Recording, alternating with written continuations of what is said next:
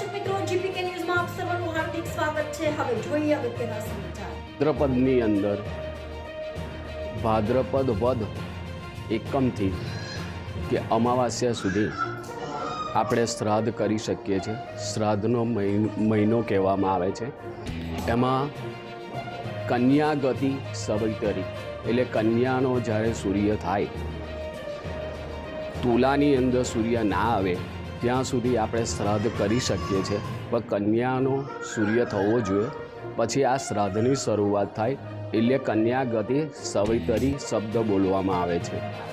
આ શ્રાદ્ધની અંદર જ્યારે કોઈ પણ જીવાત્મા ગુજરી જાય છે, એના 3 વર્ષ થયા પછી આ શ્રાદ્ધ કરવાથી આ જીવાત્માને આત્માને શાંતિ મળે છે અને શ્રાદ્ધ કરવાનો અધિકાર છે।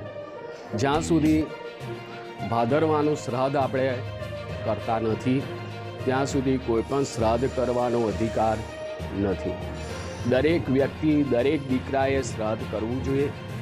આ ભાદ્રપદની અંદર જે દીકરો શ્રાદ્ધ નથી કરતો એ શ્રાદ્ધમાં એની ઉન્નતિ થતી નથી।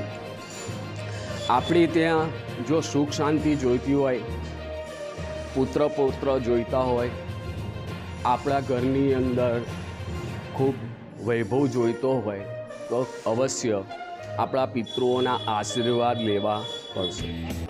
આશીર્વાદ લીધા વગર કોઈ પણ કાર્ય કરશો એમાં તમને કંઈ જ ફળ મળવાનું નથી। તમે જપ કરો, દાન કરો, તપ કરો, પણ તમે એવું કહો છો કે અમને પુણ્ય નથી મળતું। પણ જ્યાં સુધી આપણે આ શ્રાદ્ધ